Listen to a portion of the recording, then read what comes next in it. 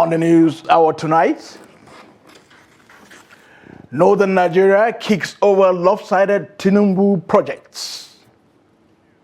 Stakeholders dismiss Obi's one-term promise. Federal government issues flood alert for 19 states, including Lagos and Plateau.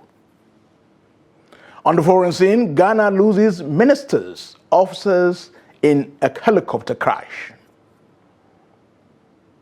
Hello and welcome to News Hour on Trust TV. I am Muhammad Kudu Abubakar. Accusations that the Tinubu administration is sidelining northern Nigeria in the distribution of capital projects have sparked growing pushback from political and civic actors in the region.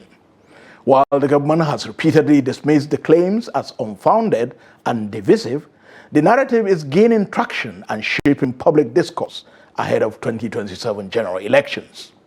The presidency insists its agenda is national in scope, but in a country where political balance is a sensitive subject, perception can be as powerful as fact.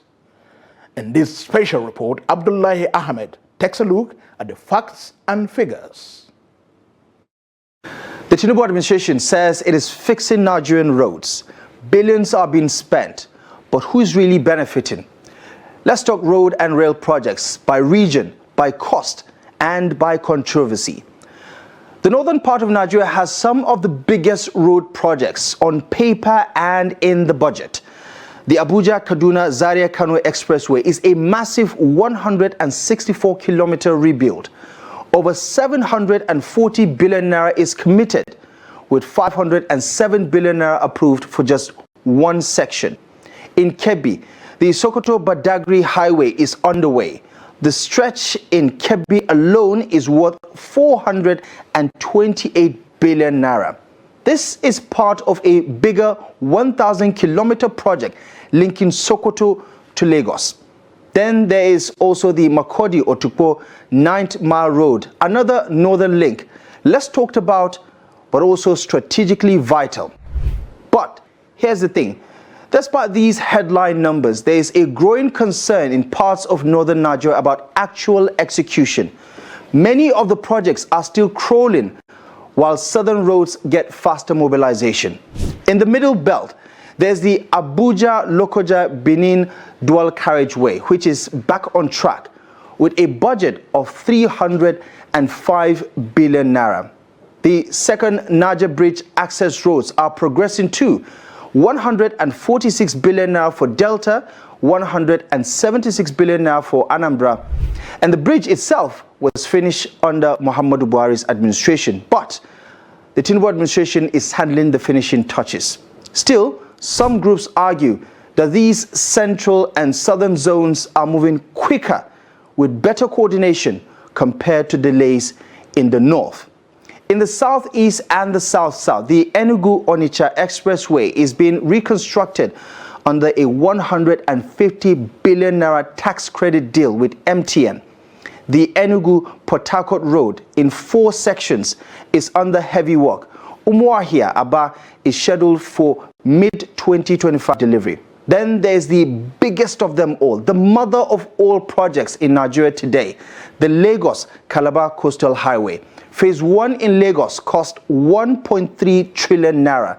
The full project could hit 15 trillion naira. It cost across 9 states, most of them in the south. And then there's the criticism where it deepens in the north, because northern groups are saying the coastal highway alone is dwarfing multiple projects in the north, both in value and speed of execution. In the southwest, the Benin-Shagamu-Ore Road is being fixed at 187 billion naira. Aba-Ikot-Ekpene Road is being valued at 30 billion naira. And Lagos is also getting 176 billion naira for shoreline protection and outer marina upgrades. Meanwhile, rail projects are also part of President Bola Ahmed Tinubu's pitch. The Port Harcourt-Maiduguri Eastern Rail is back on the table, estimated at over $3 billion. It connects the south-south to the northeast, but funding is still shaky. The Lagos Kano Standard Gauge project continues, though mostly under Buhari administration, with hopes of fresh funding to complete the Kano-Katsina end. In total, the Tinubu administration has approved 4.2 trillion naira for major roads and transport infrastructure, but concerns are growing that some projects are advancing faster, while northern region still awaits for actual bulldozers on the ground. So yes, the budget looks national. It is balanced on paper, but where's the balance on the ground? Thank you, Abdullahi.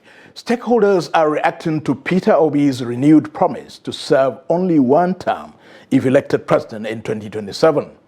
The former Labour Party presidential candidate says 4 years is enough to fix Nigeria's most pressing problems, but many are not buying it.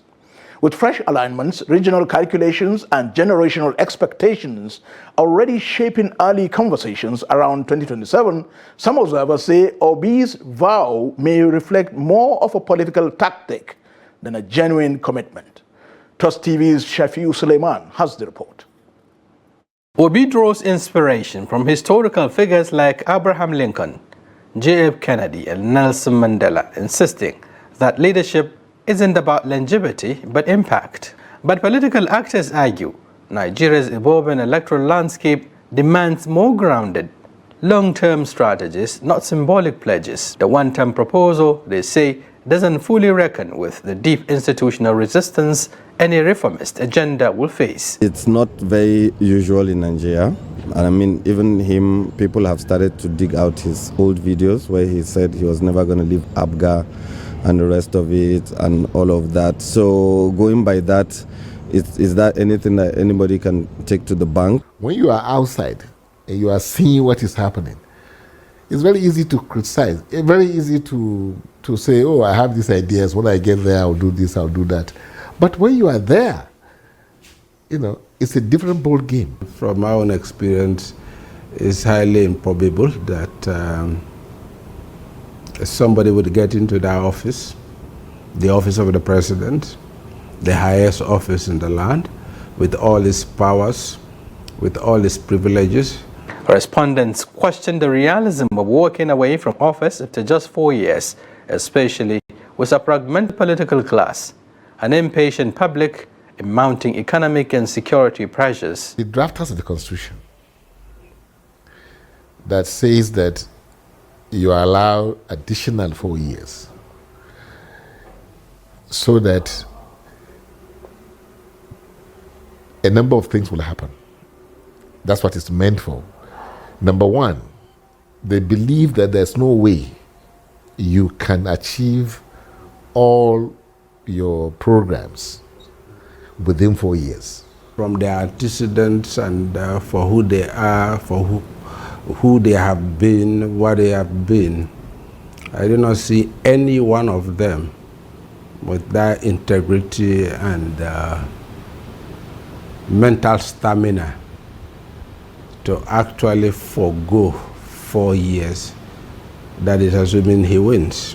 It's simply aligning with the sentiments of the moment. I mean, if you look at the APC is making a very sound argument to the extent that Buhari has done 8 years, and so why should President Bola Tinubu's tenure be truncated? They warn that campaigns built on high-minded promises can quickly unravel once confronted with Nigeria's entrenched state power structure, with coalitions shifting and credibility becoming a key currency. They say Obi's proposal could either set him apart or box him in. You know, the good thing about politics, just like religion, you can verbalize it. Those are the two things you verbalize. You can tell the people that you bring the moon to the ocean for them. So sweet to say, you know, and sometimes I sit and wonder, I said, what is he thinking? So it's not what you think that it is really when it comes to issue of governing human beings and then running a country like Nigeria.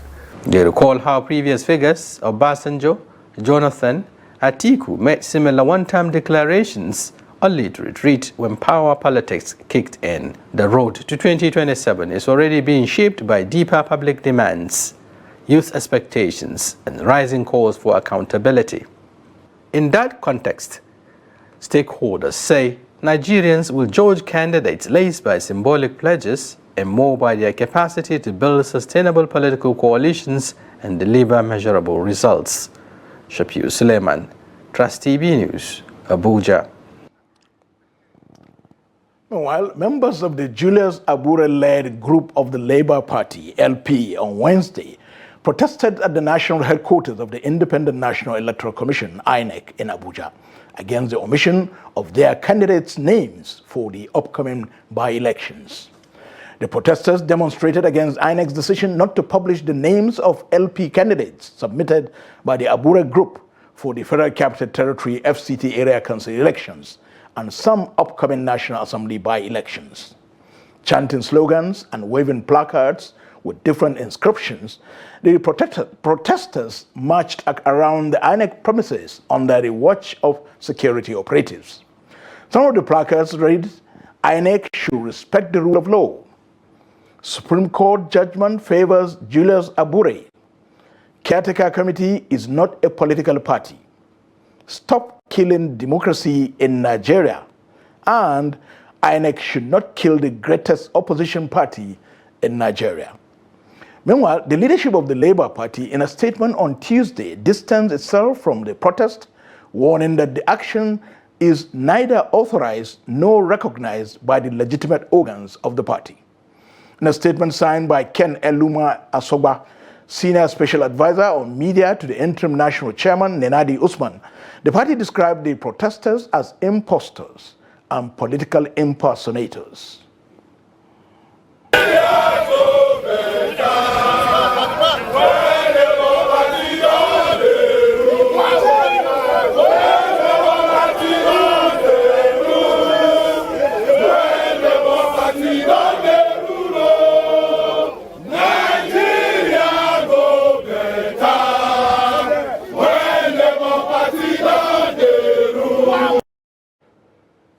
In another development, Minister of Works David Umahi has again urged the people of the Southeast to support the administration of President Bola Ahmed Tinubu, stressing that the presidency cannot be achieved through sentiments and hate speeches.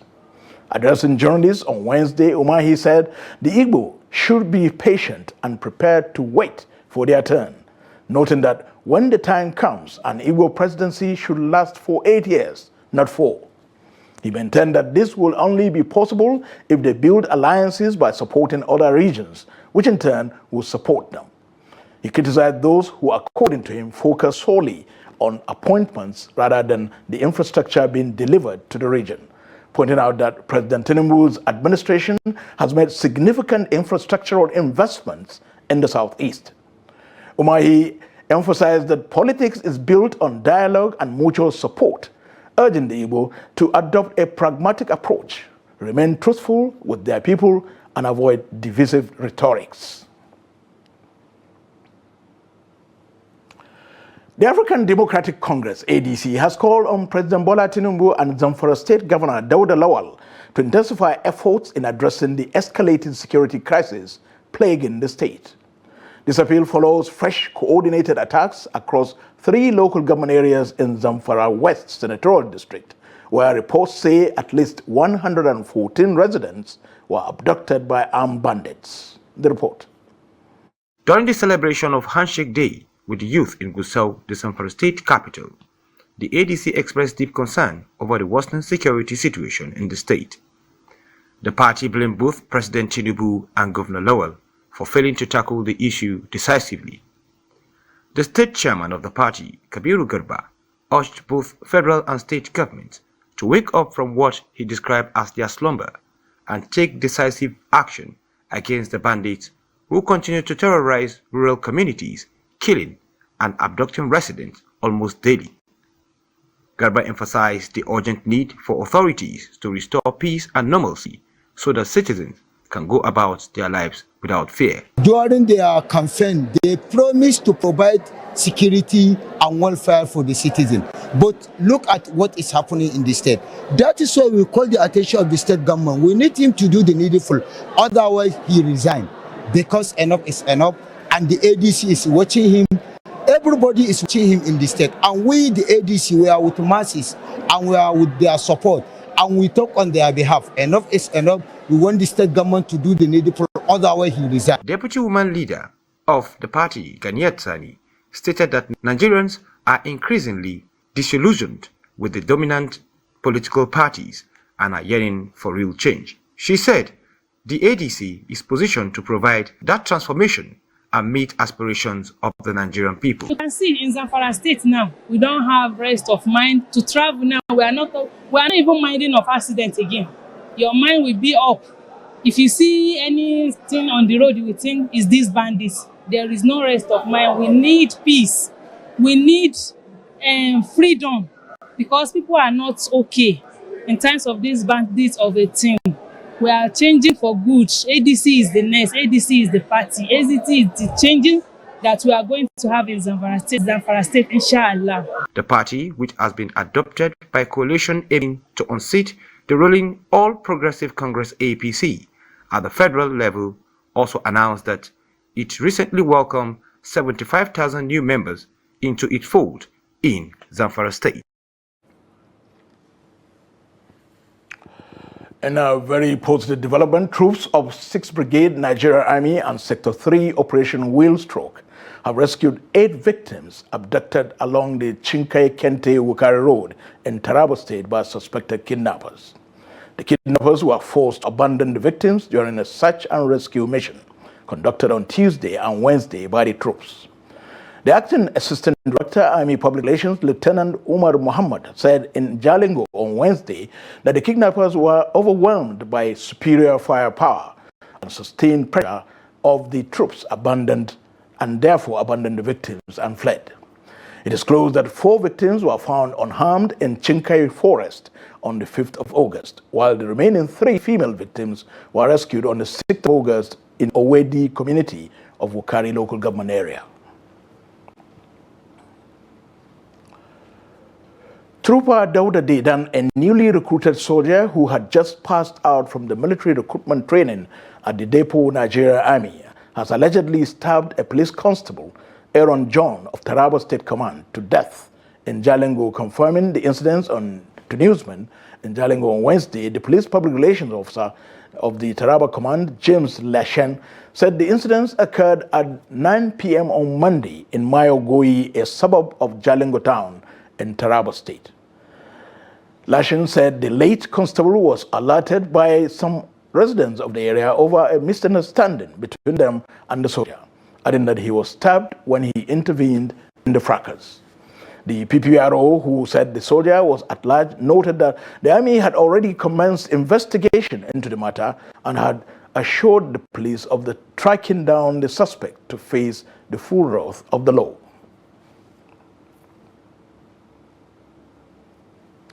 Nine people, including a police officer, have been killed in a renewed attack by suspected herders in Agatu local government area of Benue State. The attackers reportedly invaded the border communities of Okwatanobe, Okpopolo, Olegagbani, and Ikpele between last Friday and Tuesday. 2 people were killed in Okotanobe on Friday, while in Okpopolo on Saturday, and 1 in Ologagbani on Monday. The assault continued on Tuesday in Ikpele, where a police officer and 4 others lost their lives.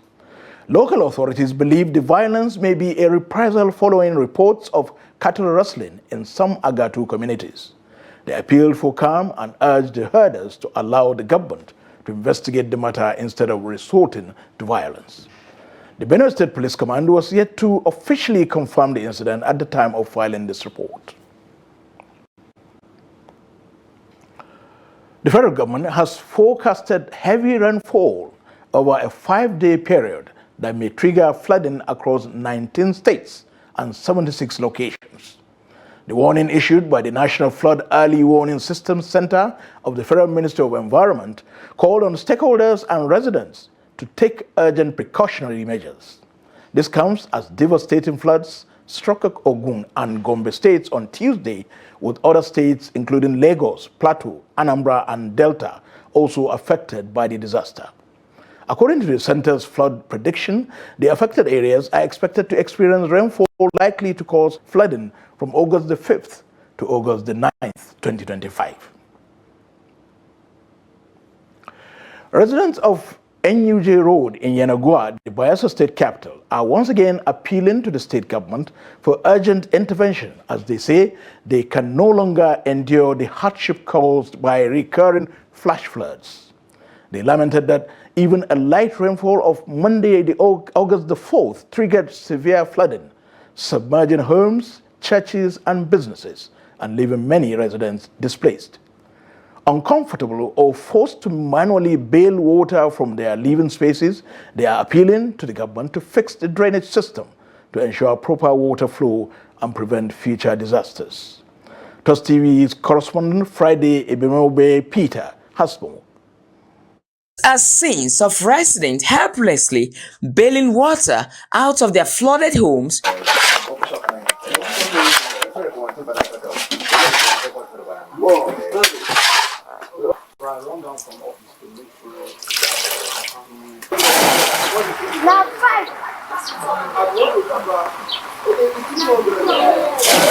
for some residents, the flood has disrupted their daily lives. They recounted how their shops and homes were submerged, with food items like garri and noodles completely soaked. Water fill inside the store. Not just say no customer go pass, enter here, we go see this water, enter to come buy something. We just the beg government, make government come help us to come know how they go do this road for us, because when they never walk this road, we know they see all this one. But since when they walk this road, they not do, and not just say they do this road well. All the whole room, the 6 room here, water there inside now. Not every day go come out, they go carry things up. Now as I go market, before I come back, the rain don't fall. Everything don't soak. The bag of garina don't soak. Rice don't soak. Because since the creation of this state, they have not touched this road. They have not even walked. But he has come to walk the road. He walked the road for us. So we are thanking him for the good work. But we are still crying for him to come to our aid. As you can see, everywhere is flooded. Even inside the house, we cannot sleep. Everywhere inside the room is flooded. If the real rainy season started, that's 7 days rain. Means everybody will pack from the streets. As you can see, many people have even packed out of the streets because of the flood. The gutter is here, but the water is not moving. The water did not link to anywhere. Adding his voice, another resident, Oyintare Jagrama, questioned what will happen during a heavier rainfall if just a light shower could cause such damage. He urged the government to act quickly before the situation worsens. The challenge we have here now is a drain. The drain is not serving the purpose it was made for. If every downpour here, then the whole place will be flooded. There will be no land for us to step our foot. It's just because of the rain. I came back from office to ensure that the water does not destroy things in my house. But I know there are a lot of health challenges, like you have malaria and the rest. And if not properly checked, the people in the area will suffer a lot. So government should come and assist us. The resident emphasized that without immediate action to repair and expand the drainage system, more people in the area risk being rendered homeless. From Yenagoa, Friday, Ebimobe Peter, TOS TV News. To health matters now, the Kaduna State Primary Health Board says it will launch a reactive monkeypox vaccination campaign in selected local government areas affected by the outbreak.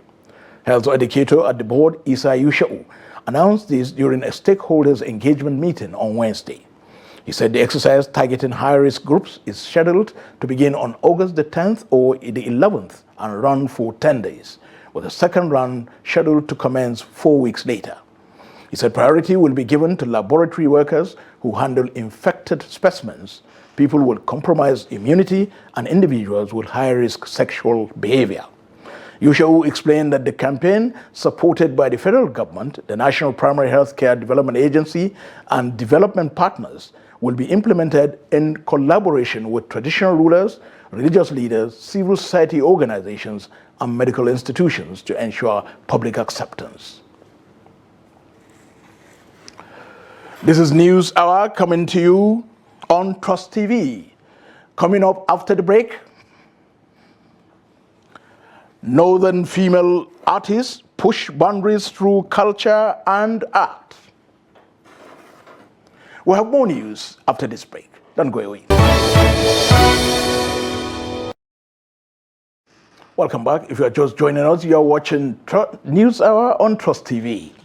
Let's take a look at our top stories again.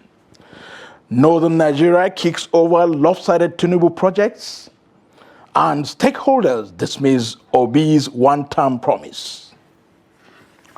Moving on now, painting and visual art have long been considered male-dominated professions, especially in northern Nigeria. However, in Kaduna, the narrative is changing as more women are breaking stereotypes and making significant strides in the art scene. This is the story of female artists who are using their craft to preserve cultural heritage, document history, and showcase the rich creativity of northern Nigeria. Trust TV's Bello Musa has this story. Bilkis Kabiru is one of the rising stars in Kaduna's art community. As a proud female artist from northern Nigeria, she uses her work to celebrate and portray the region's cultural heritage. For her, art is not just a passion, but a fulfilling career. Since when I was a child, since I think when I was in primary school, I've been doing it, and it's self-taught. It's self-taught. I didn't learn it, but gradually with practice, it became perfect. Mariam Aminu is another inspiring example. Although she studied pharmacy at the Kaduna State University, her passion led to Arabic calligraphy. She describes herself as an accidental calligrapher. It's Islamic calligraphy, Islamic calligraphic art. I write or let me say I paint some verses, certain verses or quotes from the Quran in a beautiful way, and that's what attracts people to start buying the artworks. Her big break came during the COVID-19 pandemic, when she began to gain recognition for her unique style and creativity. So I ventured into art in late 2020 during the coronavirus pandemic. So that was when I started selling my artworks. I used to do them for fun before, but I started selling my artworks in 2021 during the pandemic. Similarly, Khadija Saad, who studied language art at the university, has become a successful creative artist. She paints on fabric, stones, and various unconventional surfaces, giving everyday items an artistic twist. I'm into creativity, that is making crafts, fabric paintings, and also what we call, it's also part of crafting. For instance, I take things like rock, draw them so that they will portray an animal or an ant. Despite their successes, these women have had to overcome stereotypes and social barriers. With the support of their families, they have defied expectations and pursued their dreams. There is even a niece of mine that sometimes asks me, "Auntie, why do you do art? It's a boy thing." You understand, because he saw me making craft, making creativity with tires, you know, even to carry tire they are heavy like that. Sometimes he'll see me with screw. However, like many other sectors in Nigeria, the art industry is also feeling the impact of rising costs and economic challenges. Inflation is affecting the affordability of art materials and the sustainability of their business. Another thing is the materials. They are very expensive. And by the time we say, oh, our art is so amounts, they'll be like, why is your art like this? Why is this so expensive? But they have no idea that the art materials are very expensive. We used to face challenges with access to the art materials. For instance, here in Kaduna, we used to have just one art material supply shop here in Kaduna. But that challenge is slowly fading as a lot of people have recognized selling of art materials as a business. Actually, here in the north, a lot of people don't value art, because I can remember even my father, before his demise, he told me that art is a passion, it's something that is a gift from God. When you have it, you are the only one that will appreciate it, and maybe with little more people that are close to you. But in terms of getting rich in Africa, you won't, because he studied his art at American, they call it California College of Art. That is where he do his studies, that is where he does a lot of his artworks and so on. Beyond Bilkisu, Mariam and Khadija, more female artists are emerging across northern Nigeria, adding their voices and visions to the growing creative industry and inspiring the next generation of artists. Bella Musa, Trust TV News Kaduna. The Gombe State Internal Revenue Service has sealed the office of the mobile telecom giant MTN over alleged tax default as part of the state government's ongoing efforts to boost internally generated revenue. Officials say the enforcement became necessary as the company allegedly owes over 20 million naira outstanding taxes. Hassan Koli has details.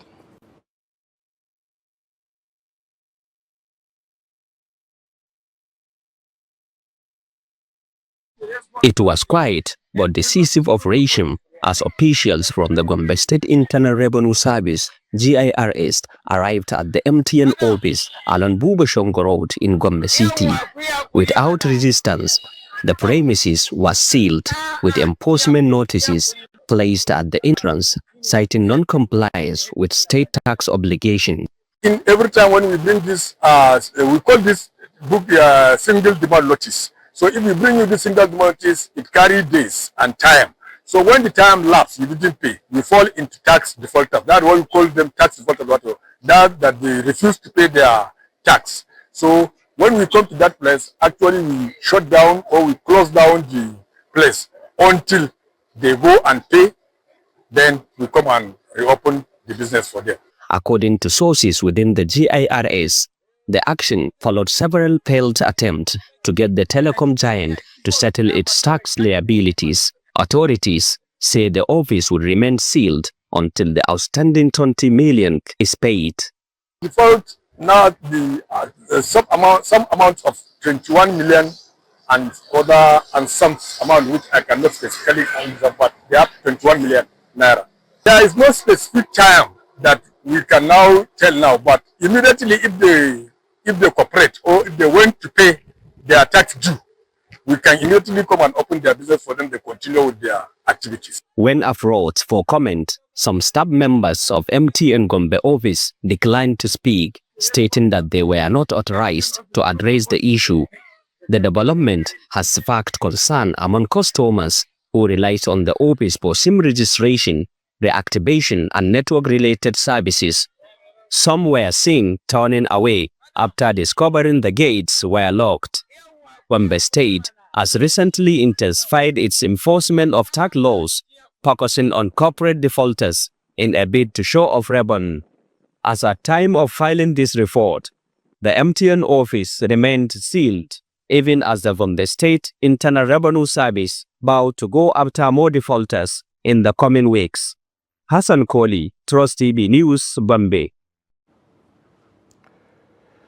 The Ekiti State Police Command says it has recovered the stolen baby from the Okeyemi Hospital in Ado-Ekiti, the Ekiti State capital. Following the recovery, the State Commissioner of Police, Joseph Eribo, handed over the baby to the parents, Malam and Mrs. Mustafa Aliu. The suspect, Deborah Ayeni, said she faked her pregnancy and stole the baby from the mother around 4:30 in the morning, Monday morning.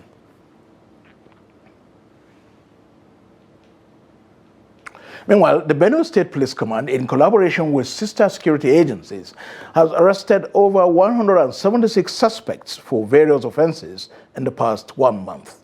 The State Commissioner of Police, Emenari Ifeanyi, disclosed this on Wednesday while briefing journalists at the command headquarters in Makurdi.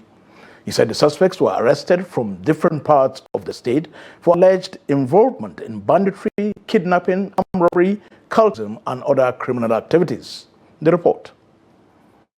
This is one of the first major press briefings by the Benue State Police Command in recent months, highlighting efforts to clamp down on criminal activities across the state.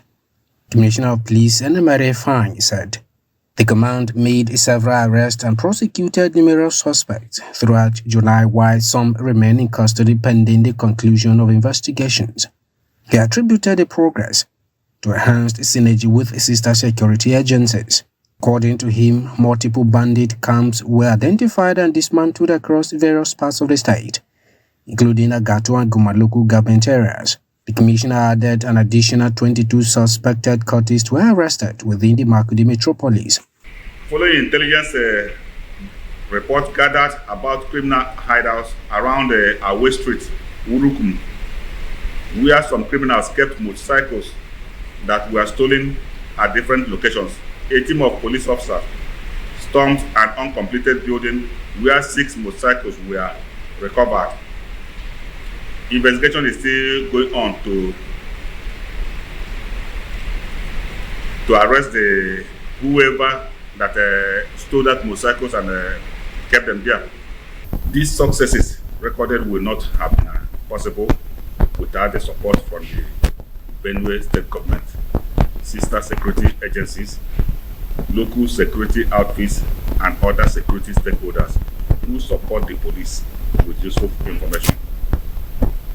I urge you to continue to support the police to sustain a peaceful environment and secure Benue State. The CP, however, expressed sadness over the loss of some officers during the operations and offered condolences to their families. In a related development, CP Emenari warned against jungle justice. This comes after a recent boat mishap in Buruku local government area, which some youth reportedly blamed on alleged witchcraft. He revealed that the operations in the past month led to the recovery of over 4,000 rounds of assorted ammunition, 30 firearms, 8 motorcycles, 2 vehicles, and 1 tricycle. Protesters have accused the Minister of Works, David Umahi, of deploying soldiers to intimidate and disperse peaceful demonstrations in parts of Ebonyi State and the Federal Capital Territory, Abuja. The demonstrations were reportedly aimed at expressing grievances over federal road projects and alleged exclusion of communities from decision-making. The protesters claimed military personnel arrived in trucks, patrolled vehicles, and ordered gatherings to disperse, with some individuals briefly detained. Civil society groups condemned the alleged use of soldiers for crowd control, describing it as an abuse of power and a threat to democratic freedoms. The Nigerian Army and the Ministry of Works are yet to respond to the allegations. The Honorable Minister had also shown a fatherly role today, and we are hopeful that tomorrow, in tomorrow's meeting, we'll be able to resolve things amicably that will lead to even filing a terms of consent in the matter that is currently before the High Court. We have come all the way to register our displeasure with the Honorable Minister of Works in respect of the FDIs whose properties has been affected on that axis. And so our demands are clear. First, that the sudden diversion of the coastal road route affected many who were not compensated but merely dislodged heartlessly. We have received the letter that you just brought to the ministry, and that the letter is receiving the necessary attention. As explained by your representative, my PAMSEC got in touch with the Honorable Minister, who is away, and that the Honorable Minister expressed his sorrow and sadness for what has happened, and he is cutting short his own agreed that as soon as he's in the office, your representative are to be invited for a meeting tomorrow by 12 noon, and that these issues that have been raised in your letter will be addressed. The Nigerian Civil Aviation Authority, NCAA, has suspended 2 value jet pilots following a serious breach of aviation safety protocols at the Nnamdi Azikiwe International Airport, Abuja. Preliminary findings revealed that on Tuesday, the pilots commenced departure procedures from the designated bay without obtaining the mandatory pre-departure clearance.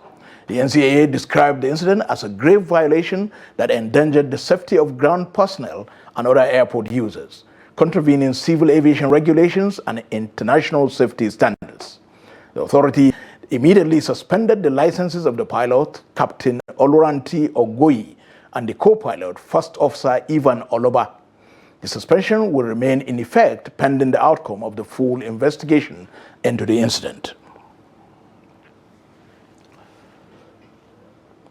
The Economic Community of West African States, ECOWAS, has called for greater coordination among police officers in its 15 member states to strengthen regional security and respond more effectively to escalating threats. At the ECOWAS Police Focal Point Officers meeting held in Abuja on Wednesday, officials reviewed progress, identified challenges, and discussed strategies for preparing police units for peace support operations under the ECOWAS Standby Force. The meeting focused on enhancing the readiness of the multi-dimensional standby force comprising police, military, and civilian components to respond swiftly to crises. Participants discussed measures to address cross-border crime, cyber attacks, and other regional security concerns, stressing the need for interagency collaboration, particularly in border areas. The gathering also assessed updates from police focal points on the training of officers and the deployment of readiness of police units.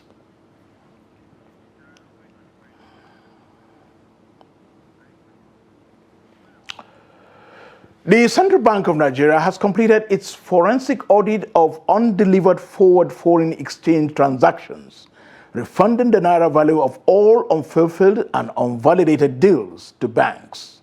In a letter to authorized dealer banks, the CBN confirmed that all validated transactions have been settled, marking the issue resolved. The Apex Bank said the refunds in naira reflect its cautious management of foreign exchange liabilities amid limited reserves following similar efforts to clear backlogs to airlines, foreign investors, and other stakeholders. Similarly, insurance stocks on the Nigerian exchange rose by an average of 10% on Tuesday, a day after President Bola Ahmed Tinubu signed the Nigerian Insurance Industry Reform Act 2025 into law. The new law consolidates outdated insurance regulations into a single modern framework aimed at recapitalizing the industry, boosting investor confidence, and advancing Nigeria's goal of becoming a $1 trillion economy. Market data showed that 15 out of the 17 listed insurance companies recorded significant gains, with mutual benefits assurance, custodian investment, and cornerstone insurance among the top performers. Only AXA, Mansard, and NEM Insurance traded flat. Special Advisor on Information and Strategy, Bayo Onanuga, said the reforms are designed to strengthen Nigeria's financial sector and attract new investments. Veteran journalist Doyin Abiola, the first Nigerian woman to serve as editor and editor-in-chief of a national newspaper, has died at the age of 82. Family sources say she passed away on Tuesday after a brief illness. Doyin Abiola made history in 1980 when she became editor of the National Concord, later rising to become managing director and editor-in-chief in 1986. She was widely recognized for her trailblazing role in journalism and her mentorship of women in the media. She was the wife of the late Moshood Abiola, winner of the annulled 1993 presidential election.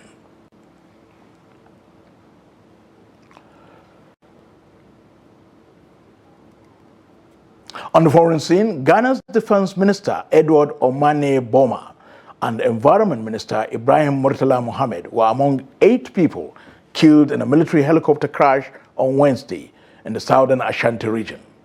The victims also included 3 other government officials and 3 Air Force crew members.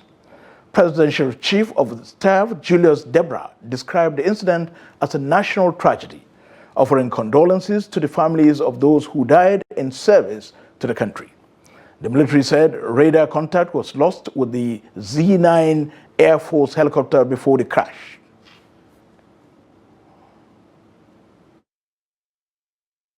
Duty, sadly, to announce a national tragedy involving the crash of a military helicopter this morning around the Adansi area in Ashanti region. Government regrets to announce the demise of the following persons in the tragic crash. Dr. Edward Kofi Omane-Boamah, Minister for Defense. Alhaji Dr. Ibrahim Murtala Mohammed, MP, Minister for Environment, Science and Technology. Alhaji Muniru Mohammed Lemonad, Acting Deputy National Security Coordinator and former Minister for Food and Agriculture. Dr. Samuel Sapon, Vice Chairman of the National Democratic Congress, and Mr. Samuel Abuaji, a former parliamentary candidate.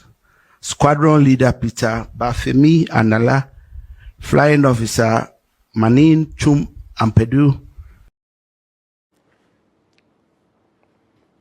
Joining us via Zoom is Nana Tufo Boateng, Deputy Head of News, Channel 1, Television and FM. Nana Boateng, thank you for joining us from Ghana. Thank you very much, and good evening to your viewers. From Nigeria for this rather fatal accident, the air crash.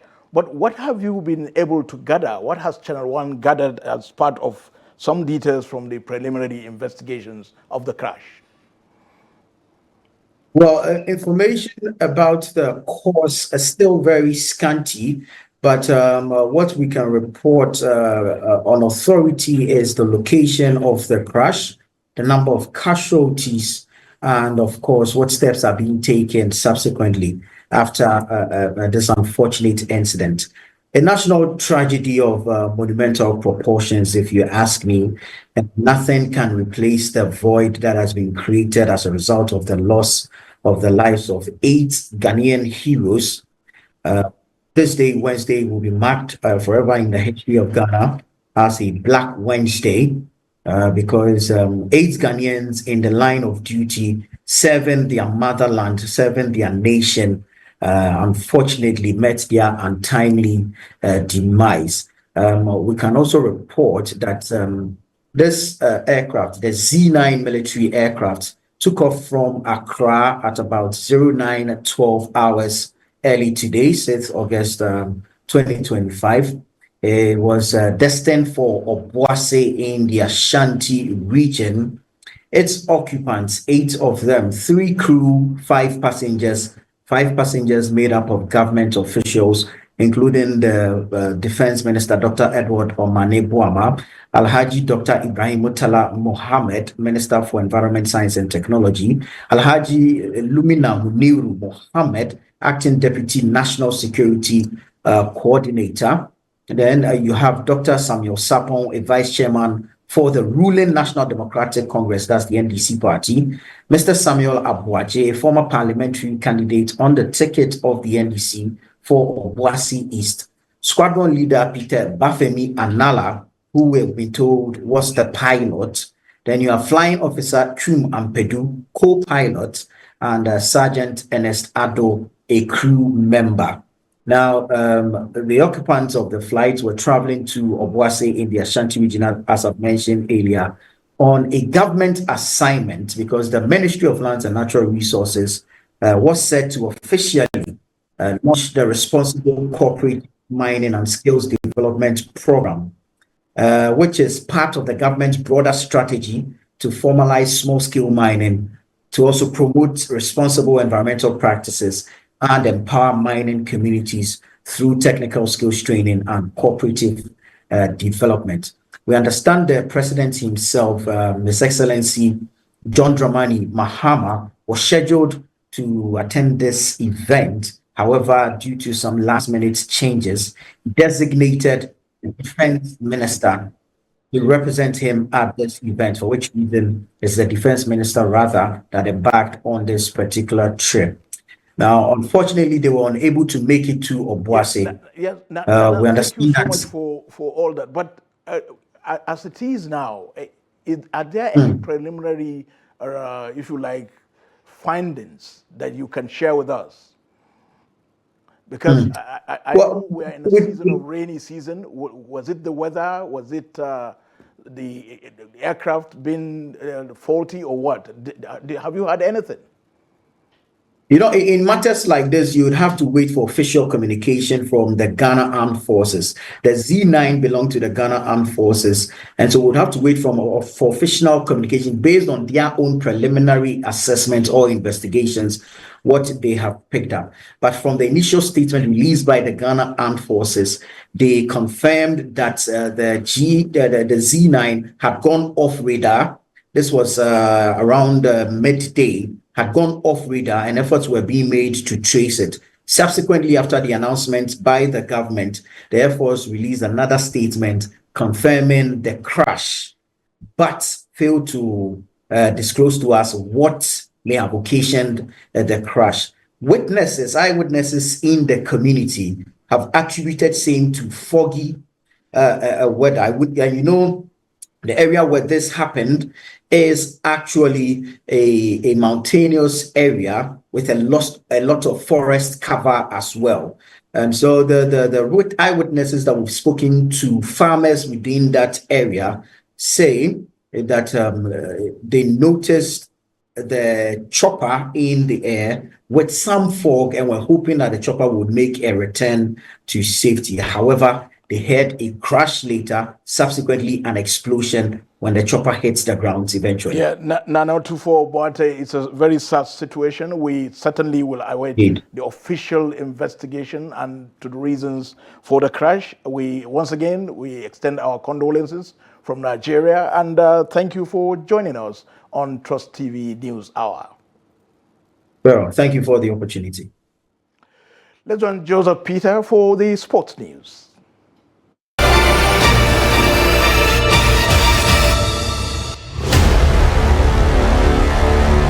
Nigeria has stamped its authority on youth beach volleyball as 4 of its team, 2 boys and 2 girls, secured spot in the quarterfinals of the ongoing 2025 CAF B Under-18 Beach Volleyball Continental Championship in Abuja.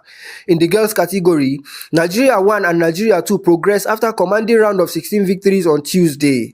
Nigeria 2 will face the Gambia, who advanced after eliminating Nigeria 3, while Nigeria 1 will battle Algeria in what promises to be a highly competitive match. Other fixtures in the girls division will see DR Congo lock horns with Morocco and Egypt 1 take on Egypt 2 in an all-Egyptian encounter, guaranteeing at least one Egyptian team in the semi-finals. For the boys, Nigeria 1 squares off against Egypt 2, who advanced under dramatic circumstances following an injury to a Ghanaian player during their previous match. Nigeria 2 faces a tough challenge against Morocco 1, one of the tournament's most consistent teams. The remaining quarterfinal ties would feature Egypt 1 against the Gambia and DR Congo against Morocco 2. Nigeria's strong presence in both categories reflect the country's sustained investment in youth development and the growing appeal of beach volleyball nationwide. The 2025 CAF B Under-18 Beach Volleyball Continental Championship continues to deliver exciting moments, tactical brilliance, and fresh talent poised to redefine the future of African volleyball. That's Sport News. I'm Joseph Peter.